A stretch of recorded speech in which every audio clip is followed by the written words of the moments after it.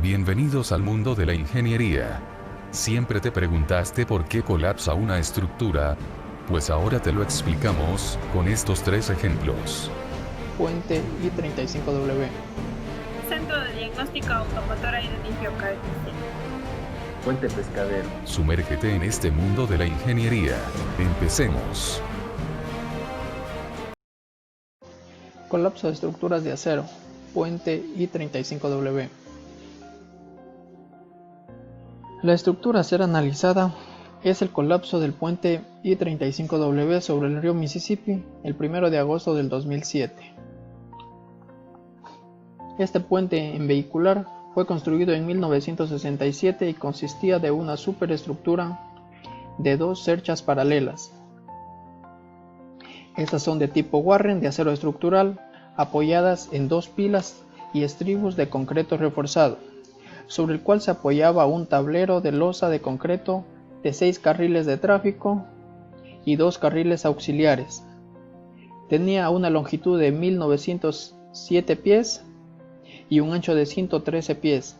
Fue diseñado por la empresa de consultoría Cerdrup y Parcel, y los planos fueron aprobados por el Departamento de Transporte de Minnesota el 18 de junio de 1965.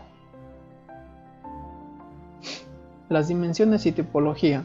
Tenemos armaduras paralelas de tipo Warren con verticales. Estas estaban conectadas por miembros verticales y diagonales, formando la cercha. Había 112 nodos que poseían placas de refuerzo.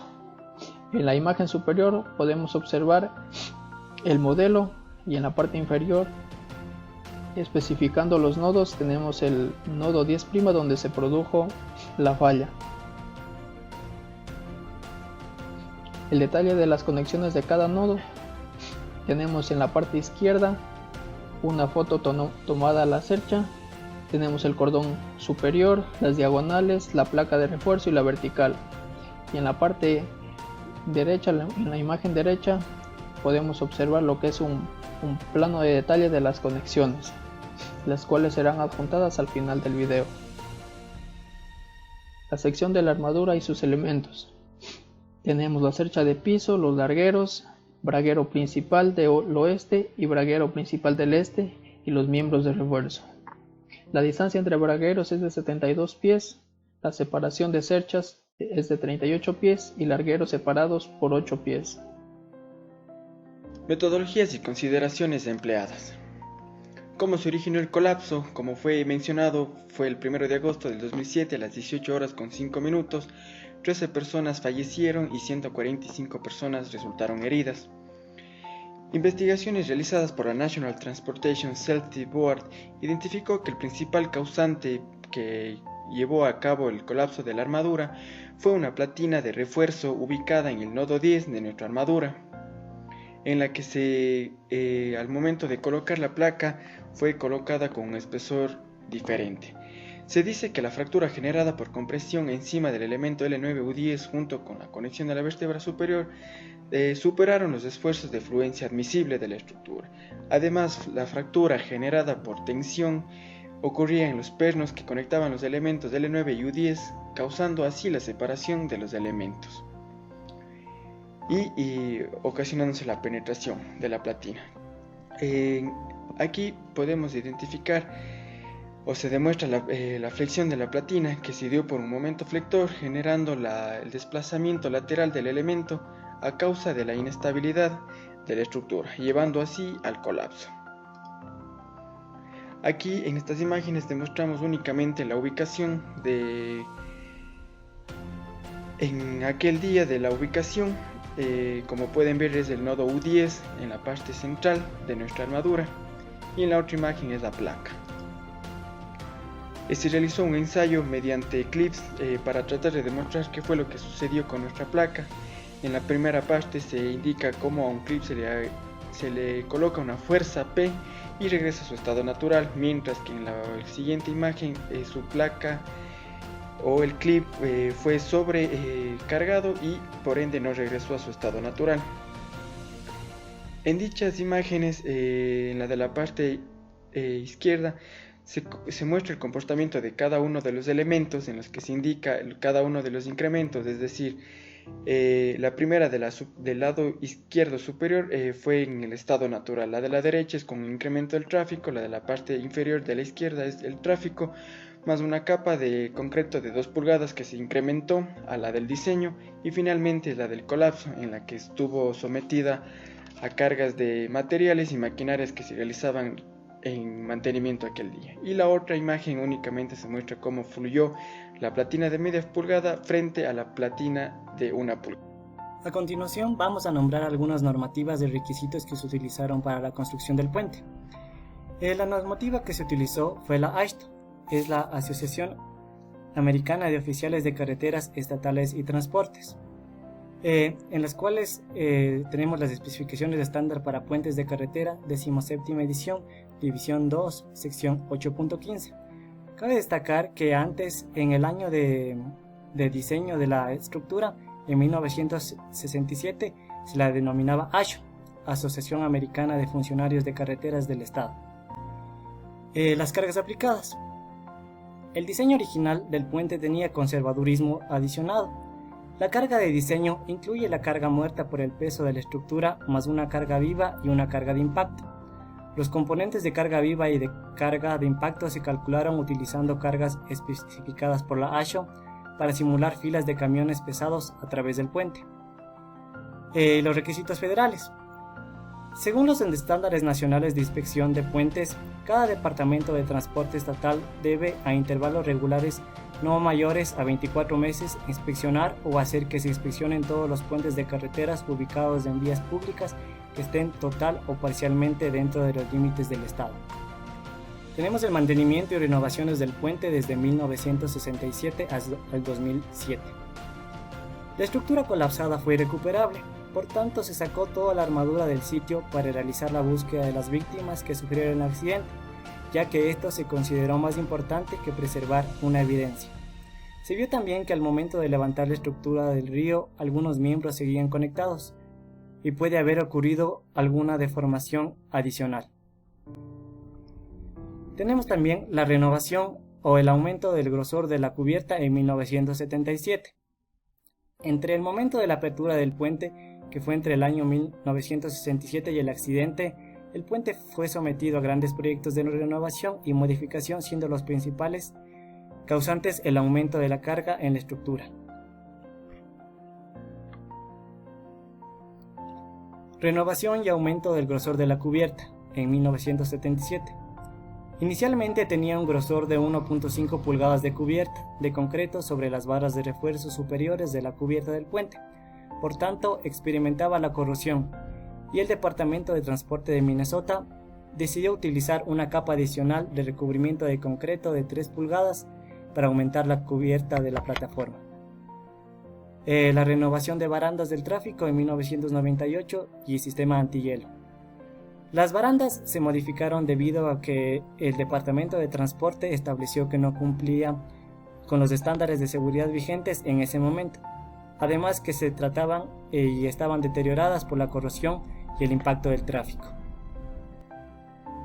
¿Cómo se pudo evitar el colapso? El porqué del colapso. La estructura falló principalmente por su geometría.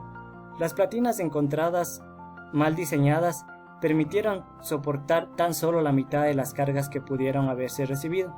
De esta forma, aumentar el espesor de la platina tan solo una media pulgada a 1 pulgada hubiera evitado tal tragedia.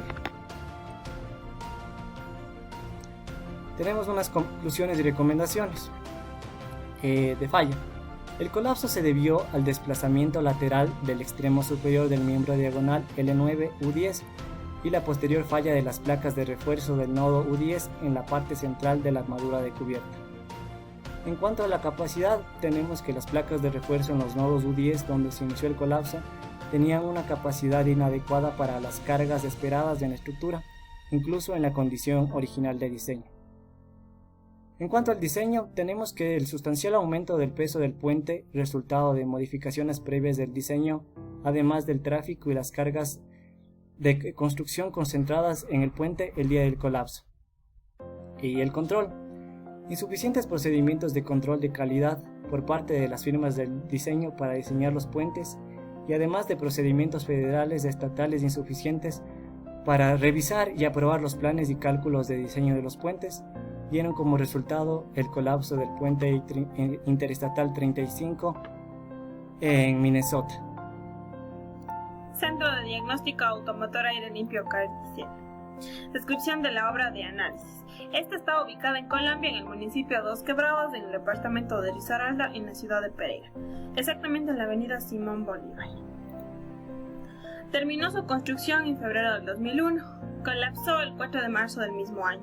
Fue diseñada por un ingeniero civil, revisado a su vez por un ingeniero mecánico, basándose en normas tales como la Ley 400 de 1997, y también fue aceptada por las oficinas del municipio de Dos Quebradas, lo que genera inquietud, ya que citando el artículo 5 y el artículo 6 de la misma ley que nos habla sobre la responsabilidad de los diseños y a su vez de los diseñadores. También del artículo 15 que nos habla sobre la obligatoriedad que tienen los municipios de aceptar este tipo de diseños. En cuanto a las dimensiones y materiales de la estructura, podemos indicar que nuestra estructura fue realizada de acero. Cubría un área de aproximadamente 11.50 metros por 2.10 metros y estaba apoyada sobre 3 columnas de 0.40 metros por 0.40 metros, ensambladas a lo largo de un eje central en la dirección oeste-este, con ángulos de 1,1 y 1/8 y celosía simple en un ángulo de 25 milímetros, sin ningún tipo de platina en los extremos ni abrazado de presillas. Los elementos horizontales encargados de las cargas verticales eran 3 cerchas principales en el sentido norte-sur de 11.5 metros de longitud y 0.50 metros de peralte, conformados por 4 ángulos de 1,1 por 1/8 y celosía de 25 milímetros por 25 milímetros. En el sentido oeste-este se encontraban situadas 4 hiladas de perlines de lámina galvanizada, los cuales soportaban la teja de acesco en una longitud de 21 metros cada uno y separados entre ellos 1.75 metros y 2.25 de la cercha central de 0.40 por 0.40 y por 2.10 metros. En toda la periferia se encontraban erigidas 4 mamparas, cada una a una altura de aproximadamente 1 metro, fabricadas con un ángulo de 25 milímetros por 2.5 milímetros. En cuanto a los perlines, estos eran realizados de lámina galvanizada tipo acesco de 4 3/4 por 2. En cuanto a los dos ángulos del cordón inferior de las 3 cerchas principales, estos se encontraban abrazados al extremo de cada una de las columnas por 2 ángulos de 1,1 y de 1/8. Como segundo punto tenemos el origen, la metodología y las consideraciones empleadas en el diseño. ¿Cómo se originó el colapso? Bueno, en la parte inferior podemos ver a nuestra estructura totalmente colapsada, y esto fue producto de la incidencia del viento el 4 de marzo del 2001 en Dos Quebradas, municipio perteneciente al departamento de Risaralda en Colombia, a las 5:48 p.m., hora en la que se presentó la máxima velocidad del viento. Como podemos observar en este cuadro, vemos que en todo el mes de marzo, exactamente el 4 fue en donde se presentó la máxima velocidad del viento, y en la tabla de la parte inferior podemos observar que a la hora de las 5:48 de ese día se obtuvo la velocidad máxima, y obviamente también se obtuvo una máxima presión. ¿Por qué se originó el colapso? Bueno, a raíz de la fuerte ráfaga de viento, la cubierta se volcó completamente al fallar la conexión entre la columna y la cercha. Además de esta falla, se observó también que algunos de los elementos a compresión presentaron fallas por pandeo local. Las columnas ensambladas presentaron fallas por torsión, y también se presentó lo que es una inversión de esfuerzos en las cerchas y correas. Fallaron además algunas celosías de las cerchas y muchas soldaduras de los elementos. Podemos ver en la parte inferior de nuestras diapositivas las cerchas principales y los perlines con una aparente falla a compresión. Primero vamos a hablar acerca de las soldaduras. En cuanto a las soldaduras, estas fueron realizadas con electrodos revestidos tipo 6013, los cuales presentaron alta porosidad, como podemos observar en la imagen, la soldadura, y sobre todo se dio un destrozo del material en el proceso de fabricación. Además, en uno de los ensayos realizados en laboratorio se encontró también una falla de soldadura con una carga de aproximadamente 2.487 kilogramos, cuando de acuerdo al diseño debería ser de 4.888. Esto es el doble de lo que realmente se encontró y nos deja mucho que desear sobre la calidad de estructura que se utilizó, pues esto afectó directamente a su resistencia. Esto indica que la falla no se presenta en los elementos sometidos a grandes esfuerzos de flexión gracias a la ductilidad del acero estructural, sino más bien el colapso se aceleró en las conexiones soldadas, cuya resistencia axial es mucho más inferior a la determinada en el laboratorio. Entonces podemos observar aquí una falla por soldadura dentro de la columna, y podemos ver de forma más detallada en la parte inferior que se encuentra en los planos del análisis. También se determinó que las uniones entre la viga y la columna son los sitios más críticos. ¿Por qué? Porque se presentan mayor índice de sobreesfuerzo. Adicional a ello también se realizaron varias pruebas y ensayos de laboratorio y se pudo determinar que el comportamiento que tuvo la estructura en el momento del colapso tuvieron sobreesfuerzos superiores a 4. Resulta importante mencionar que las tensiones axiales que se presentaron sobre esta zona central no fueron realmente grandes como para la capacidad de los elementos individuales, pero lo que realmente afectó a dichos elementos fue la mala posición de las correas sobre las cerchas, las cuales generaron tensiones adicionales de flexiones que, traducidas como fuerzas a los nodos, generaron cargas adicionales que las soldaduras no fueron capaces de soportar. ¿Qué quiere decir con esto? Que al encontrarse mal ubicadas las correas con las cerchas, es decir, no se conectaron los centros de gravedad, se generaron lo que son las excentricidades, provocando que se generen mayores esfuerzos. Es decir, que la estructura ya no estaba únicamente trabajando a compresión o a tracción, que es lo más recomendable, sino que al generarse estas excentricidades y por la incidencia oblicua del viento, se generaron lo que son este tipo de esfuerzos que se los conocen como flexocompresión y flexotracción, los cuales aportaron a lo que es el colapso de nuestra estructura. Además, también se presentaron resistencias de los materiales en los diseños a tensiones de valores que oscilan entre los 5.000 y 6.600 kilogramos, y las cargas presentadas máximas, como podemos observar en el gráfico anterior, en ninguno de los casos llega ni siquiera a los 5.500 kilogramos. En cuanto a la metodología y las consideraciones de la estructura colapsada, esta se basó en la normativa estipulada en la Ley 400 de 1997, NSR 98, y el estado límite de resistencia, el RFD. Metodología y consideraciones aplicadas en el análisis de la estructura colapsada. Observación analítica y visual de la estructura colapsada. Como este no es un estudio para determinar los perfiles óptimos de diseño, sino más bien para determinar cómo es que fue la falla, no se generan combinaciones de carga, salvo las que se presentaron en el momento, y se consideran los factores de mayoración correspondientes al método de resistencia último. La carga viva no se considera porque esta no se presentó al momento de la falla, al igual que la carga de sismo tampoco es aplicable para este fenómeno. Carga de viento. El viento sobre la estructura tuvo un ángulo entre 80 y 85 grados y se presentaron dos fenómenos simultáneos. El primero, una torsión horizontal que debía ser absorbida por las columnas, pero lamentablemente estas eran inestables para una celosía articulada. El segundo fenómeno fue la presión del viento totalmente perpendicular a la mampara, lo cual generó las máximas compresiones y tensiones simultáneamente con el fenómeno de torsión generado por el viento. Entonces, citando la norma colombiana del capítulo B.6, la fuerza del viento, para encontrar las fuerzas de viento sobre los elementos tenemos que primero encontrar la velocidad del viento en el sitio de la construcción, que va a ser de dos maneras. Primera según la norma, que nos da un valor de 80 km por hora, y la otra según un valor que nos brinda la estación del IMAD, que es de 76 km por hora. La velocidad del viento a diseño va a ser igual a la velocidad del viento en el sitio de la construcción por tres coeficientes, que va a ser coeficiente de rugosidad, un coeficiente topográfico y un coeficiente estadístico. Luego encontramos la presión dinámica, que va a ser igual a 0,048 por la velocidad del viento a diseño al cuadrado, por un coeficiente que tome en cuenta la densidad del aire. Después encontramos la presión, que va a ser igual a un coeficiente de presión por la presión dinámica. Con estos valores y con las áreas aferentes de cada nudo cargado calculamos las fuerzas del viento sobre la estructura de los dos métodos, con la norma y también con el valor que nos brinda la estación. La carga muerta. Las correas no se apoyaban directamente en los nudos de las hechas, generando esto que se dé una flexión local en los elementos. Adicionalmente, se va a incluir el peso propio de todos los elementos estructurales de esta estructura.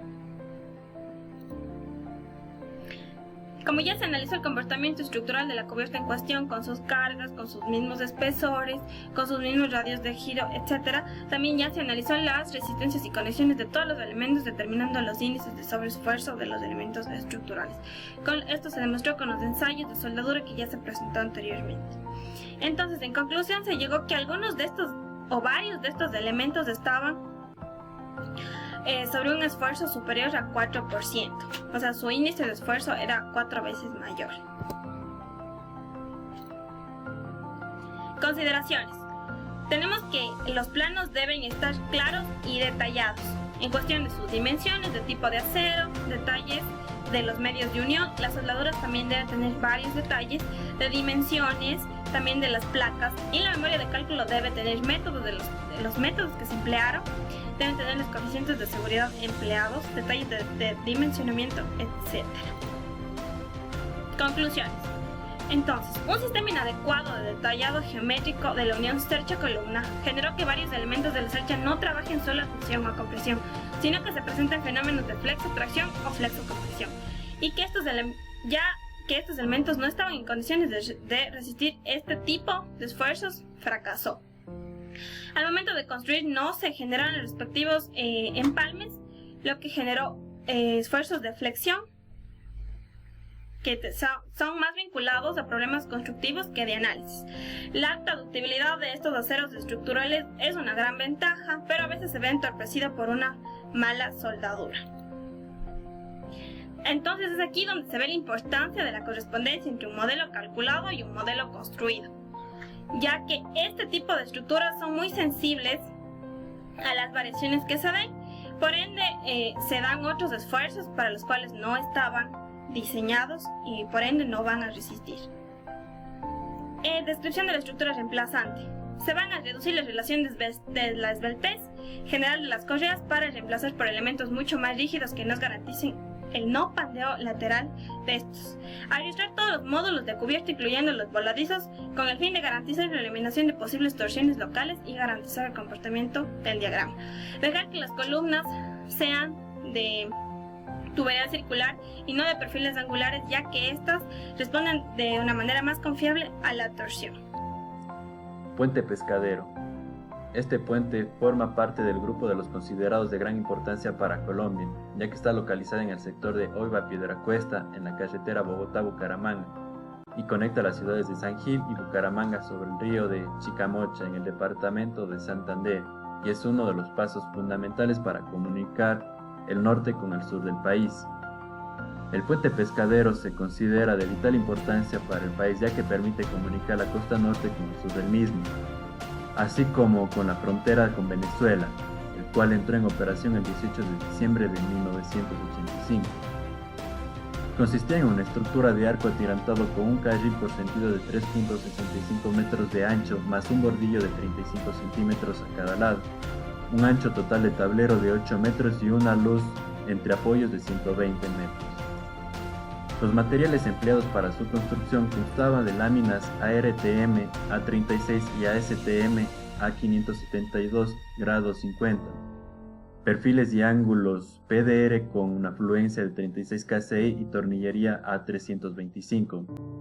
Para su diseño se consideró una sobrecarga de diseño para un camión 3S2. El puente tenía una distancia transversal entre ejes de arcos o vigas de rigidez de 8.55 metros, una flecha de arco de 24 metros y un gálibo tráfico de 6 metros. Vamos a explicar un poco el origen y el porqué del colapso de la estructura de este puente. Fue el 7 de enero de 1996 cuando se produjo el colapso del puente Pescadero, motivo por el cual se hizo necesario optar por vías alternas que generaron costos importantes en términos de tiempo y movilización de producción y población. Durante los días 9, 10 y 11 de junio del año 1995 se llevó a cabo una inspección al puente pescadero sugerida por la empresa SAC Estructuras Metálicas, la cual fue autorizada por la Subdirección de Conservación del Instituto Nacional de Vías en coordinación con el director regional del Distrito de Obras número 15. En las imágenes podemos ver las vigas de rigidez y cubrejuntas oxidadas. También tenemos las riostrazas de las vigas longitudinales sueltas y las barandas caídas. En la inspección y evaluación de la estructura del puente se pudo concluir que el estado en general de las vigas de rigidez era bastante bueno. Sin embargo, surgió un mantenimiento que consistía en la limpieza, pintura de base y acabado debido a que presentaba una acumulación de arena a lo largo del patín inferior y rigidizadores, ya que esto provoca la acumulación de humedad, lo que deriva en corrosión. De acuerdo a un estudio realizado por la Universidad Nacional de Colombia, el colapso del puente pescadero fue ocasionado por una falla por fatiga en la unión del atizador y la lámina inferior del arco, lo cual, a su vez, desencadenó problemas de fatiga en la lámina inferior del mismo, y finalmente provocando un deslizamiento de dicha lámina, generando una redistribución de esfuerzos del arco del puente, provocando que la estructura sea incapaz de soportar las cargas. La falla en la unión atizador-lámina fue provocada principalmente por una deficiencia en la unión soldada del arco. Esta deficiencia se ve reflejada por la presencia de altos esfuerzos cíclicos para las cargas de diseño. Sumado a esto, el hecho de que se colocó un 20% menos de la soldadura de la que se especificaba en los planos de diseño de la unión. Según el análisis estructural realizado al puente pescadero, de haber contado con un diseño adecuado de sus detalles, este puente no hubiera colapsado con las cargas que soportaba el momento del desastre ni con las cargas mayoradas de diseño.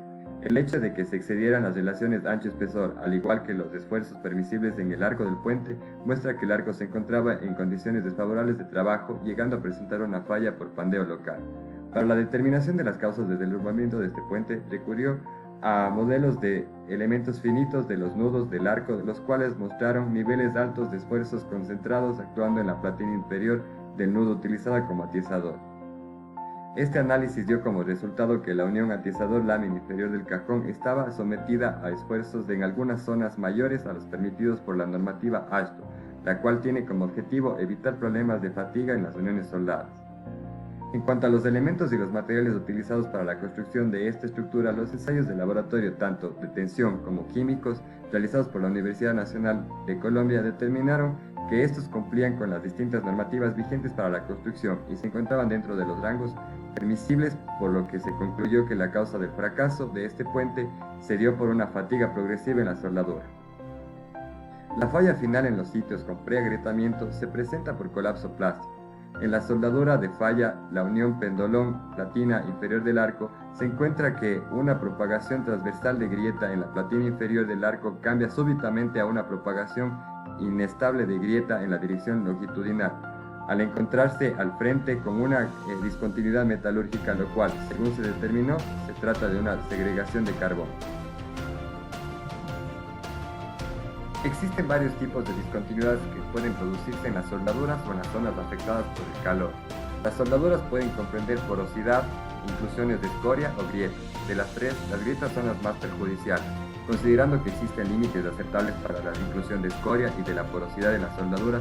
Las grietas no son aceptables. Las grietas en una soldadura o en la proximidad de una soldadura indican la presencia de problemas que deben ser tratados con urgencia. Un análisis cuidadoso de las características de la grieta hará posible determinar la causa y tomar las medidas correctivas más satisfactorias. En la actualidad existe una nueva estructura que reemplaza al del puente colapsado, que es de hormigón y se le conoce con el nombre de puente de Juan de la Cruz Posada. Conclusiones y recomendaciones generales. El modelo diseñado debe proyectarse al momento de su construcción para evitar que se generen irregularidades de los elementos de la estructura, que podrían alterar sus propiedades y a su vez generar esfuerzos no previstos dentro del diseño. Los planos deben contener toda la información necesaria para ejecutar la obra, evitando así cualquier tipo de error por desconocimiento que llegue a alterar el diseño, tales como tipo de acero, tamaño de agujero y tamaño de todos los elementos estructurales.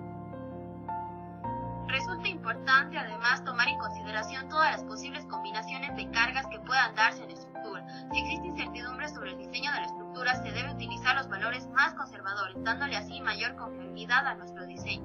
Dentro de cada diseño estructural se debe dar importancia también a todos los elementos, por más pequeños que parezcan. Tal es el caso de las soldaduras, ya que como se observó en la estructura colapsada, estas pueden ser el resultado del posible colapso o de las fallas dentro de las mismas. Por ello se debe tomar en consideración todas las normativas que estipulan dentro de cada país, tal es el caso en el Ecuador, la ANEC y otras normas internacionales como la ISC.